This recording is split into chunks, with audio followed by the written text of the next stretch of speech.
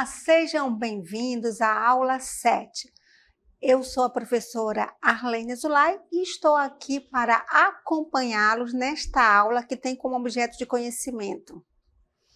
Nossa aula número 7 e o objeto de conhecimento é arte indígena. Detalhamento, influência da arte indígena na cultura brasileira. E agora vamos dar início à aula de hoje.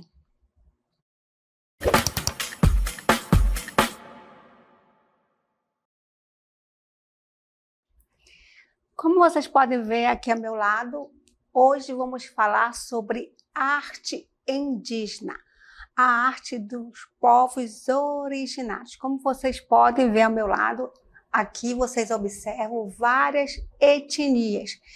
E como também vocês podem olhar com atenção, vocês verificam que cada uma da etnia verifica a pintura corporal, a plumagem. Então, cada uma dessa etnia tem um simbolismo, um significado diferente. Então, os povos indígenas, eles são habitantes originários do território brasileiro. E estavam presentes aqui antes da chegada dos europeus no final do século XV. Ou seja, eles já tinham suas tradições, seus costumes, preservavam ali a floresta, esses costumes, essas tradições, eles foram passados de geração em geração e até hoje algumas etnias preservam todos essas tradições, esses costumes, assim também como seus rituais sagrados. Então, existe uma grande diversidade de povos indígenas no Brasil.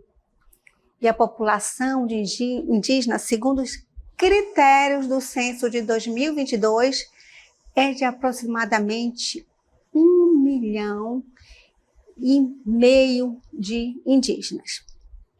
Então, como já havia falado, são culturas tradicionais e com diferentes costumes, rituais e modo de vida que são passados de geração em geração. As técnicas artísticas de culturas antigas, como a Santarém e a Marajoara, podem ser sentidas na produção da arte indígena brasileira. Daqui a pouco nós vamos mostrar essa riqueza desta arte marajoara. Então, em alguns grupos sociais, as transformações ocorrem lentamente. Então, muitas etnias produzem artesanato e eles vendem isso uma forma de sobrevivência.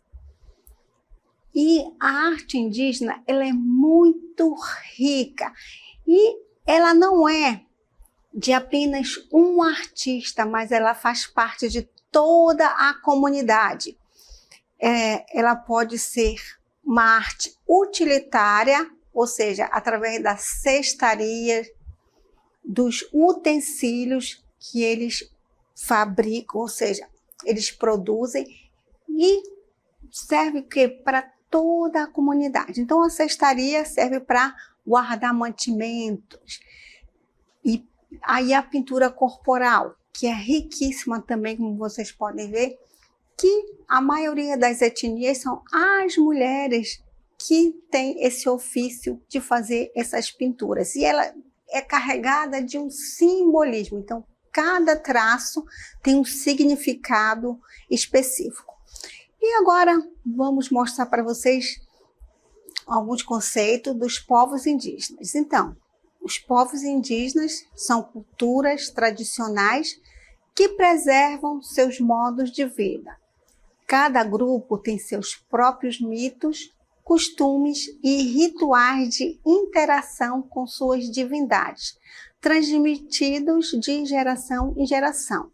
Então, esses rituais são muito antigos e até hoje algumas etnias preservam esses rituais. Por exemplo, o ritual da tucandeira, que é uma passagem do menino, né, para homem. Então, existe todo ali um preparo para que esse menino não sinta muitas dores através da ferroada ali das formigas. Ele fica por um período ali sentindo dores. Então, cada etnia tem um ritual diferente, tanto do menino quando se torna adulto e quanto para a menina. E vamos agora falar um pouco da arte indígena. Então, a arte indígena, ela está presente em várias instâncias da vida, no objeto cotidiano, nos objetos usados nos rituais, nas pinturas corporais, na decoração dos instrumentos musicais. Suas manifestações artísticas são simbólicas e estéticas e estão relacionadas. Então, tudo faz parte da arte indígena, ou seja, o objeto do cotidiano, na fabricação ali da cestaria, quando as mulheres estão reunidas, trançando ali as palhas. E esses objetos, ele tem uma utilidade ali para o grupo, para a etnia. E tudo isso é feito com detalhe, com uma riqueza tão grande, que faz parte do quê? Da arte. E desde os primórdios, lá, por exemplo, nós temos no museu, lá no Pará, nós temos uma cerâmica riquíssima, que é a Marajoara. Quer dizer, essa etnia não existe mais, mas eles deixaram esses objetos, que são objetos artísticos lindíssimos. Vamos falar um pouco sobre os rituais indígenas. Muitos rituais celebram as passagens da infância para a vida adulta e desta para a morte. As celebrações envolvem, em geral, preparação de comida, bebida, confecção de artesanatos, cantos e danças rituais. Entre alguns povos, a iniciação dos meninos acontece aos 7 anos, quando tem o lábio inferior perfurado para receber adornos. Então, não são todas as etnias que têm esse costume, certo? Isso aí é o líder, como vocês podem ver na imagem, Kayapó, é um ativista ambiental. Então, nem todas as etnias têm esses rituais, certo? De perfuração do lábio. Então, como eu já falei, cada uma tem o seu ritual específico. Ainda agora, eu conversei com vocês sobre o ritual da tucandeira, onde o menino coloca uma luva e é picado ali por várias formigas, sentindo dor por alguns minutos. Então, ele tem uma preparação, tem uma pintura corporal que tem como objetivo a proteção espiritual para que ele aguente aquela dor. E agora vamos falar um pouco sobre o grafismo indígena. Os povos indígenas utilizam em sua arte o grafismo e figuras abstratas, como vocês podem ver na imagem. Então, os grafismos indígenas são todas as artes gráficas aplicadas à cultura indígena, sendo uma maneira de representar ideias, pensamentos, vivências e experiências através de linhas e padrões geralmente geométricos. Os traços criam padrões que se expandem por diferentes culturas com diversidade de significado. Então, para que os indígenas possam produzir o seu grafismo, tanto na pintura corporal, quanto também nos objetos, na cestaria, o que eles fazem? Primeiramente, eles observam a natureza. Então, a partir dessa observação, eles vão produzir esses grafismos. Então, algumas etnias, o que elas fazem? Eles reproduzem ali o casco ali do jabuti, o couro da onça, da cobra. Então, é um simbolismo muito ligado à natureza, através do que? Da visualização. Então, e em uma imagem abstrata, há elementos visuais que não representam nenhuma figura reconhecível. Ela pode até surgir da representação de alguma coisa, mas a simplificação das formas faz com que se percebam mais a figura original. Então, cada traço de uma pintura indígena, ela tem um significado próprio. Isso depende da etnia. Algumas etnias, através da pintura, existe uma hierarquia ali do povo, da comunidade. Então, os pajés, que têm uma hierarquia mais alta, existe uma pintura específica para ele. Existem as pinturas dos guerreiros, existe a pintura para a mulher solteira, para a mulher casada, para o homem casado.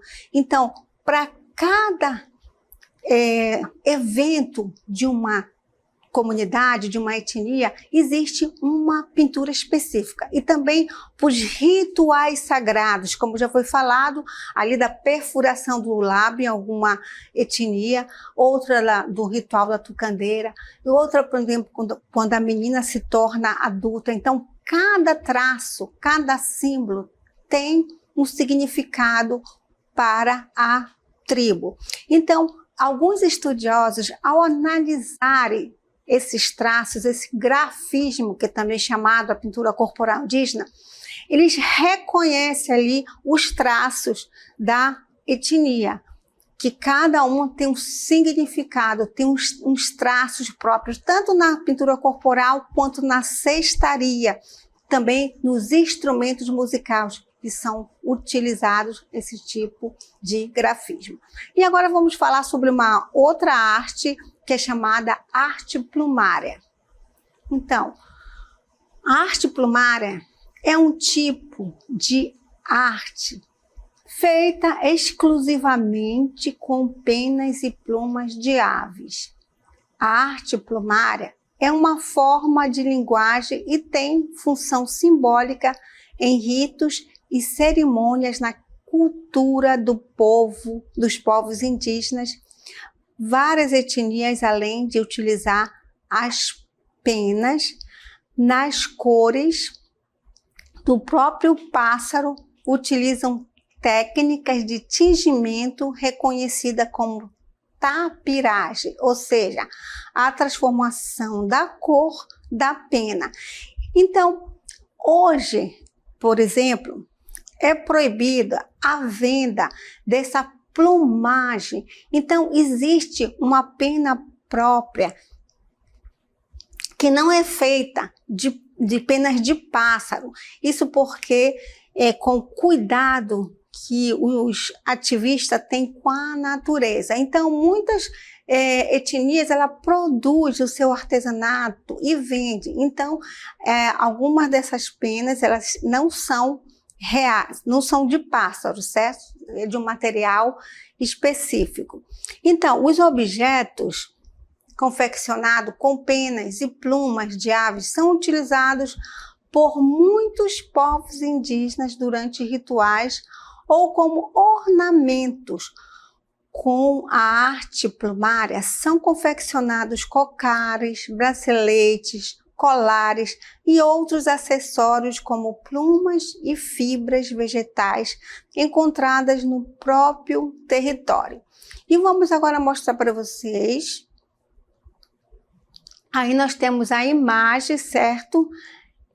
De um cocá indígena que ele muitas vezes é utilizado em rituais sagrados. Então, o cocá, ele é um dos tipos de arte plumária mais conhecidos. Sua função varia de tribo para tribo. podendo servir desde adornos até símbolos de status na tribo. A arte plumária é uma forma de comunicação que transmite diversas mensagens de diversas formas. Então, muitas vezes esses cocares enormes, ele tem também esse simbolismo de hierarquia. Por exemplo, o pajé, ele tem um cocar específico só que ele pode usar e durante os rituais sagrados. E agora vamos falar um pouco da cerâmica indígena. Bem, a cerâmica é usada de muitas formas na cultura e na arte na maioria das tribos indígenas, para a fabricação de objetos e utensílios ou como decoração. É utilizada na confecção de diversas utilidades domésticas, tais como jarros, panelas e vasilhas para armazenamento de alimentos. O material é produzido pelos indígenas, quase sempre pelas mulheres, a partir de uma mistura feita de barro e de outros insumos naturais. Depois de prontos, os objetos são aquecidos para que se tornem mais resistentes. Como já falamos para vocês, a cerâmica ela é usada de muitas formas na cultura e na arte na maioria das tribos indígenas para a fabricação de objetos e utensílios como decoração. É utilizada na confecção de diversas utilidades domésticas, tais como jarros, panelas e vasilhas, e para armazenamento de alimentos. E agora vamos mostrar para vocês a cultura marajoara.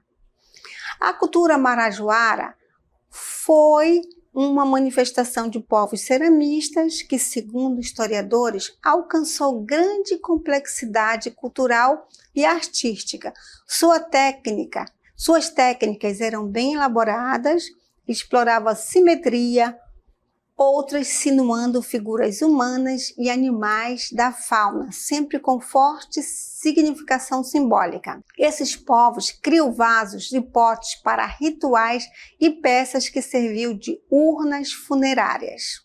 A cerâmica, os indígenas do Marajó confeccionavam objetos utilitários, mas também decorativos. Entre os vários objetos encontrados pelos pesquisadores, encontram-se vasilhas, potes, urnas funerárias, brinquedos, estatuetas, vasos, pratos e tangas. As cerâmicas marajoaras eram ornamentadas com relevo ou técnicas de inserção e representavam figuras antropomórficas, zoomórficas e padrões geométricos. O que vem ser uma figura antropomórfica? É um conceito filosófico que está associado às formas humanas. E o que é zoomorfismo? É um conceito que atribui características dos animais aos objetos e aos seres humanos. Aqui vocês podem observar, é uma urna marajoara, ou seja, servia para guardar os restos mortais dos indígenas. Grande urna funerária da ilha de Marajó, no Pará. Os marajós produziam urnas como esta para guardar os restos mortais de seus antepassados. Alguns objetos cerâmicos, como urnas e tangas funerárias, apitos e chocalhos, eram usados em rituais. Incisão, entalhe, corte feito com o auxílio de um instrumento cortante ou afiado. Então, eles não eram pintura, eram inserções. E aí nós temos uma urna, um outro tipo de urna funerária. Então, isso aí é um vaso antropomorfo, ou seja, tem uma figura humana, como vocês puderam observar. Eles adicionavam argila para fazer detalhes como braços em forma de alças. A fabricação de artefatos de cerâmica não é característica de todas as comunidades indígenas. Entre os chavantes, por exemplo, ela falta totalmente. Então, os chavantes não têm costume de produzir vasos de cerâmica. Então, eles não produzem essa arte de cerâmica. E agora vamos falar um pouco da cestaria. Através do trançado, o indígena constrói sua casa em uma variedade de utensílios para uso doméstico. objetos de adorno pessoal, redes para pescar e dormir e instrumentos musicais. E vamos dar um exemplo para vocês de uma cestaria. Aí vocês observam, certo? Esse trabalho de cestaria dos indígenas, há uma definição bastante clara do estilo do trabalho de cada comunidade. Então, assim como uma pintura corporal, a cestaria também tem seus traços específicos. Aí na imagem, vocês estão vendo uma indígena Yanomami em sua rede tecendo uma cesta. Então, geralmente são as mulheres que tecem essa cestaria e cada etnia tem os seus traços específicos. Vamos falar agora sobre a pintura corporal. A pintura corporal é usada em certos rituais de acordo com o gênero e a idade. Indica os grupos sociais e a função de cada indivíduo na tribo. Muitas vezes estão associadas a rituais onde ocorrem danças indígenas. Os desenhos feitos no corpo são elaborados com grafismo que demonstram a relação com a natureza. Os valores morais, os mitos e a posição social do indivíduo no grupo. Desenhos em padrões são compostos por elementos visuais que se repetem sequencialmente ou periodicamente. Algumas padronagens criadas em grupos indígenas contemporâneos inspiram-se na natureza. Os grafismos podem representar peixes, cobras, tartarugas, pegadas, rios, entre outras coisas. Também trazem um teor religioso, cultural, antropológico e etnográfico para a cultura indígena, como já foi falado para vocês, através do que? Da observação da natureza. Aí vocês podem observar dois indígenas, cada um com sua pintura corporal, com seu cocá e com seus colares ali feitos com miçangas. Então, uma sociedade tem no grafismo um instrumento visual para representar suas crenças, costumes e tradições. Elas podem ser realizadas principalmente nos rituais, preparação para a guerra, passagem de um jovem para homem, morte de um líder, etc. As pinturas corporais dos pataxós são feitas nos braços, pernas, costas e rosto, respeitando as especificações para os homens, mulheres e crianças. Os homens e mulheres casados usam pinturas simples para não chamar muita atenção, enquanto os solteiros usam pinturas e adornos que chamam bastante atenção com a intenção de seduzir a pessoa do sexo oposto. Viu só como tem todo um simbolismo aí, a pintura corporal?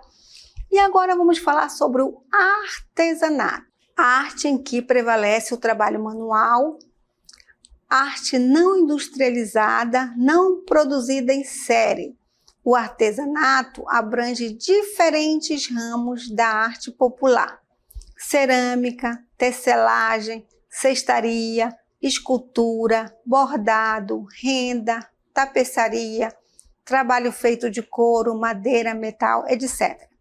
E agora vamos falar sobre uma etnia chamada Baniwa. Então, os Baniwa produzem tradicionalmente a cestaria de Arumã, decorada com grafismo que expressam uma linguagem visual muito sofisticada. Essa cestaria é hoje comercializada nos grandes centros urbanos do Brasil e também no exterior. Os balaios, urutus, peneiras e jarros Baniwa são objetos utilizados cotidianamente nas aldeias para as mais diversas atividades, como beneficiamento da mandioca e armazenamento de alimentos. Carregam em seus padrões trançados a sabedoria ancestral e comunicam a cosmologia Baniwa aos povos não indígenas. Além de gerar renda, a arte Baniwa busca equilibrar desigualdades e manter a tradição milenar de uso tradicional. Um aspecto importante é que a arte indígena é a representação de uma comunidade e não da personalidade do artista. Para eles, o objeto precisa ser feito ao produzi-lo e não na sua utilização. Então, por exemplo, na arte contemporânea, por exemplo, a arte ocidental, os artistas, eles assinam sua obra, tanto um quadro, uma escultura, já os indígenas não, certo? A arte dele é a representação da comunidade. E agora a gente vai mostrar para vocês qual a contribuição dos povos indígenas. Então, os povos indígenas brasileiros deram contribuições significativas para a sociedade mundial, como a domesticação da mandioca e o aproveitamento de várias plantas nativas, como o milho. Olha só o milho. Quem de vocês não gosta de comer pipoca? Olha só, isso já é uma tradição dos indígenas. A batata doce, que também faz parte da nossa alimentação, principalmente no café da manhã, no café da manhã regional amazonense. A pimenta, que dá um gosto especial na nossa comida. O caju, que é uma fruta saborosa. O abacaxi também, que é uma delícia, e o amendoim também, que faz parte da nossa culinária. Existe sorvete de amendoim, bolo de amendoim, podemos comer o amendoim torrado. E o mamão também, que é uma fruta deliciosa, que nós comemos no café da manhã. A abóbora também, que faz parte também da nossa alimentação. O feijão, quem não gosta de um feijão com arroz, que faz parte do prato brasileiro. Além disso, difundiram o uso da rede de dormir e o costume do banho diário, desconhecido pelos europeus do século XVI. Para a língua portuguesa, legaram muitos nomes de lugares, pessoas, plantas, animais, cerca de 20.000 palavras. Olha só que riqueza! E muitas de suas lendas foram incorporadas ao folclore brasileiro, tornando-se conhecida em todo o país.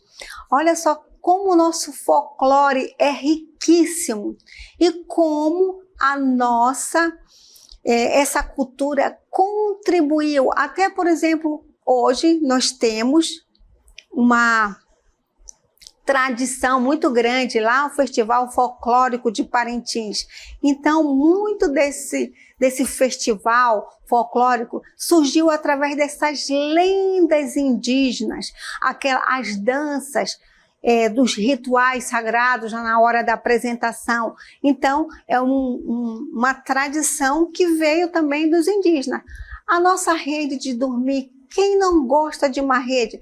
Então, esse costume não só no Brasil, mas se expandiu também pela Europa. Que delícia que é dormir, por exemplo, próximo a uma praia, próximo de um rio, em casa mesmo. E também o nosso banho, né? Quem vive hoje em dia sem tomar banho, né? E é um costume dos indígenas. Então, vocês viram como é grandiosa essa contribuição dos indígenas, como é valioso essa preservação dessa cultura de todas essas etnias. Então, assim chegamos ao final da nossa aula. Espero que vocês tenham gostado e finalizamos assim a aula.